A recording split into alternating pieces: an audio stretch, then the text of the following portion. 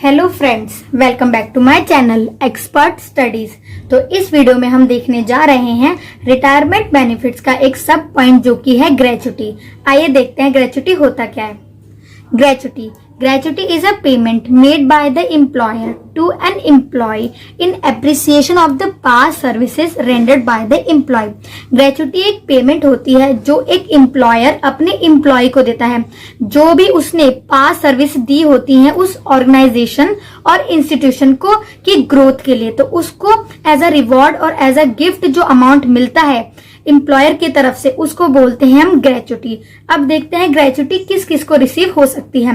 पहला कि एम्प्लॉय खुद वो ग्रेच्युटी रिसीव कर ले, तो उसको कब मिल सकती है ये? At the time of retirement. At the time of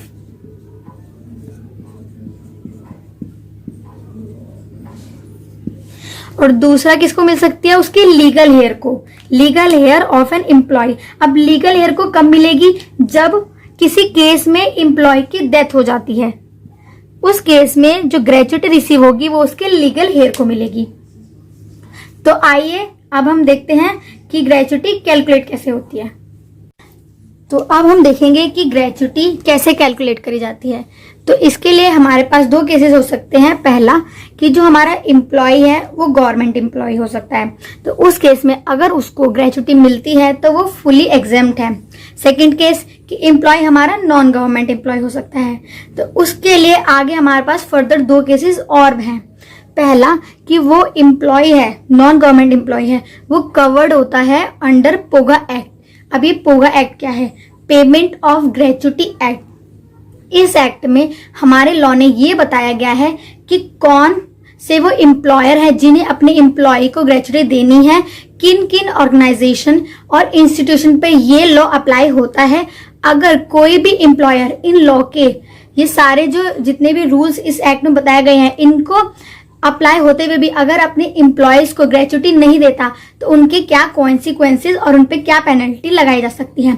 अगर आपको इस एक्ट के बारे में पढ़ना है तो आप डिस्क्रिप्शन में जाके उस पर क्लिक करके उसको पढ़ सकते हैं। तो अगर आपका एम्प्लॉय इस एक्ट के अंदर कवर्ड होता है तो उसकी कैलकुलेशन ऐसे करी जाएगी। इसके कुछ फर्दर स्टेप्स है, आइए उन्हें देख लेते हैं। पहला कि उसको ग्रेच्युटी कितनी अमाउंट की रिसीव हुई है। सेकंड, लास्ट ड्रॉन सैलरी की उसने रिटायरमेंट से जो लास्ट मंथ की जो उसकी सैलरी ही कितनी है वो उसको मल्टीप्लाई करेंगे 15/26 into number of completed years. अब इसमें हमें कितने कंप्लीटेड ईयर्स लेना है? मान लीजिए मेरा कोई एम्प्लॉय है, उसने काम करा 14 साल 6 महीने, तो इसमें कंप्लीटेड ईयर का क्या मतलब होगा? तो यहाँ पे इस केस में अगर पोगा एक्ट के अंदर कवर्ड होता है तो इसमें अगर एक्सेस करता है कोई भी एम्प्लॉय सर्विस देते हुए 6 मंथ्स को, तो उसको हम पूरा 1 कंप्लीट ईयर मानेंगे। तो इस केस में नंबर ऑफ कंप्लीटेड ईयर हो गए हमारे 15 ईयर्स। अगर यही एम्प्लॉयर 14 ईयर्स और 2 मंथ काम करता तो ये होता 14 ईयर्स ओनली, क्योंकि यहाँ पे इसने 6 मंथ या 6 मंथ से ज्यादा की सर्विस नहीं दी है। तो इसमें जो भी आपका लीस्ट अमाउंट होगा, लीस्ट अमाउंट इनमें से उसको हम ग्रेच्युटी जितनी भी मिली है उसमें से माइनस करके जो हमारा अमाउंट आएगा माइनस करके वो हमारा टैक्सेबल अमाउंट आएगा। अब सेकंड केस क्या होगा कि जो हमारा एम्प्लॉय है वो पोगा एक्ट में नहीं कवर होता, तो इसका भी सेम रूल है, बस थोड़ा सा इसमें डिफरेंस है। सबसे पहला पॉइंट कि उसको ग्रेच्युटी कितने की रिसीव्ड हुई है। सेकंड, उसके 10 मंथ्स की लास्ट जब वो रिटायर हुआ है उससे पहले की 10 मंथ्स की एवरेज सैलरी लेनी है into 15/30 into number of completed year. अब यहाँ पे नंबर ऑफ कंप्लीटेड ईयर का मतलब क्या है?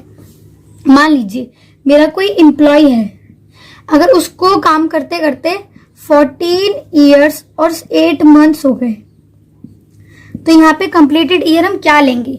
15 ईयर्स लेंगे या 14 ईयर्स, क्या लेंगे? तो इस केस में अगर वो पोगा के एक्ट में कवर नहीं हो रहा, यही इनका मेन डिफरेंस है। बच्चे इसी में कंफ्यूज आते हैं, तो आपको यहीं पे ध्यान रखना है। पोगा में अगर कवर नहीं हो रहा तो उसको हम फ्रैक्शन जितना भी है हमारा कितना भी फ्रैक्शन हो, 2 मंथ, 6 मंथ, 10 मंथ, 12 मंथ, कितना भी हो, तो हमें ये इग्नोर करना है। अगर 12 मंथ्स होगा तो वो 15 हो जाएगा ऑफकोर्स, मतलब 11 मंथ्स कितना भी हो, तो हम यहाँ पे 14 ही लेंगे। तो यहाँ इनमें से जो भी लीस्ट आएगा, जो भी लीस्ट अमाउंट आएगा, उसको हम ग्रेच्युटी रिसीव्ड में से माइनस करके जो हमारा फाइनल अमाउंट आएगा वो आएगा टैक्सेबल अमाउंट। तो आइए अब हम एक क्वेश्चन देख लेते हैं जिससे कि आपके जितने भी डाउट्स हैं इससे रिलेटेड वो सारे के सारे क्लियर हो जाए। अब हम देखते हैं कि मीनिंग ऑफ सैलरी होता क्या है। अगर एम्प्लॉय हमारा कवर्ड होता है अंडर पोगा एक्ट के, तो उसके लिए है बेसिक पे प्लस डियरनेस अलाउंस। अब ये डियरनेस अलाउंस क्या होता है? हर कंपनी अपने एम्प्लॉय को डीए देती है। अब वो देती क्यों है? कि जिससे फ्यूचर में अगर कभी भी इन्फ्लेशन या महंगाई होती है तो उसके एम्प्लॉय की लिविंग स्टैंडर्ड पे कोई फर्क ना पड़े। अगर हमारा एम्प्लॉय कवर्ड नहीं होता है पोगा एक्ट में, तो उसके लिए मीनिंग ऑफ सैलरी क्या है? उसमें आएगा बेसिक पे, डियरनेस अलाउंस, वो भी पार्ट ऑफ रिटायरमेंट बेनिफिट। ये आपको कैलकुलेट करने की जरूरत नहीं है, ये आपको क्वेश्चन में गिवन होगा कि ये पार्ट ऑफ रिटायरमेंट बेनिफिट है या नहीं। Plus commission as a fixed percentage over turnover. अगर आपकी टर्नओवर या सेल्स होती है तो आपको उस पर जितना भी फिक्स परसेंटेज कमीशन मिलता है वो भी आपको ऐड करना है। तो इनको ऐड करके आपका मीनिंग ऑफ सैलरी आ जाएगा। अब हमें टैक्सेबल अमाउंट कैसे निकालना है? वो जो फॉर्मूले में अभी हमने डिस्कस किया था उसमें से जो भी लीस्ट आए उसको ग्रेच्युटी रिसीव्ड में से आप माइनस करके जो हमारे यहाँ पे अमाउंट आएगा वो होगा हमारा टैक्सेबल अमाउंट। अब आइए एक क्वेश्चन देख लेते हैं। तो आइए अब एक क्वेश्चन देख लेते हैं। Mister A retires on 4/1/2019 and service period 16 years and 11 months. At the time of retirement, salary was rupees 44,000 per month and DA rupees 8,000 per month. He received gratuity rupees 6 lakh. He is covered under POGA and he worked for XYZ company. Calculate taxable amount. अगर कभी भी अगर हम gratuity से related question करते हैं तो हमें ये देखना चाहिए कि जो हमारा एम्प्लॉय है वो गवर्नमेंट एम्प्लॉय है या नॉन गवर्नमेंट एम्प्लॉय है। तो इस क्वेश्चन में हमें बता रखा है कि वो वर्कड करता था XYZ के लिए, तो इससे पता चल गया कि वो नॉन गवर्नमेंट है।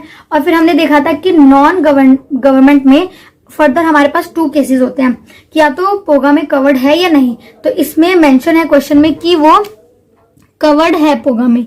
तो आइए इसकी कैलकुलेशन करते हैं। तो सबसे पहले कैलकुलेशन करने के लिए क्या चाहिए हमें?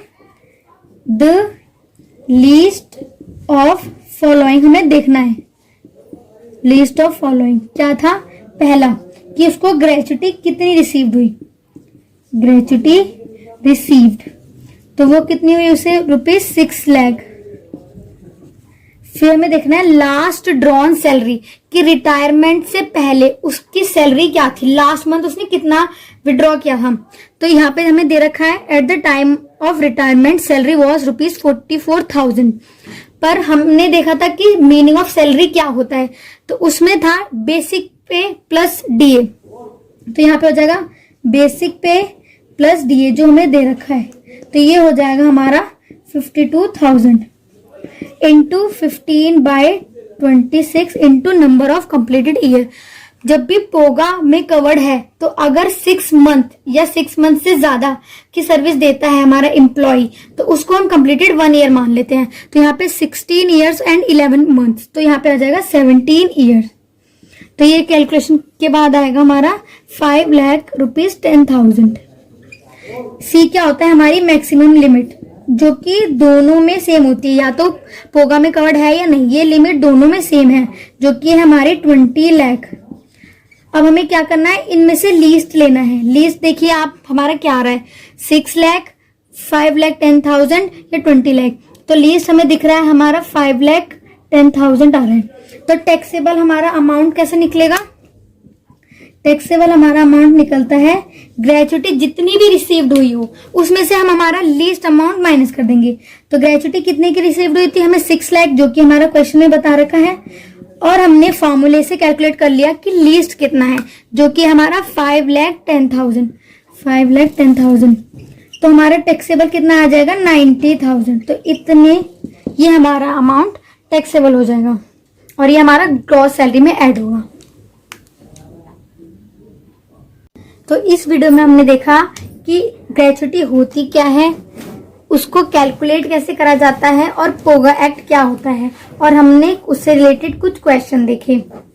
तो आप ऐसे ही मेरे चैनल को सब्सक्राइब करते रहिए, कमेंट करें। अगर आपको कोई भी क्वेरी है तो प्लीज कमेंट करके मुझे बताइए, जिससे कि मैं आपके डाउट और क्वेरी सॉल्व कर सकूं। Thank you friends.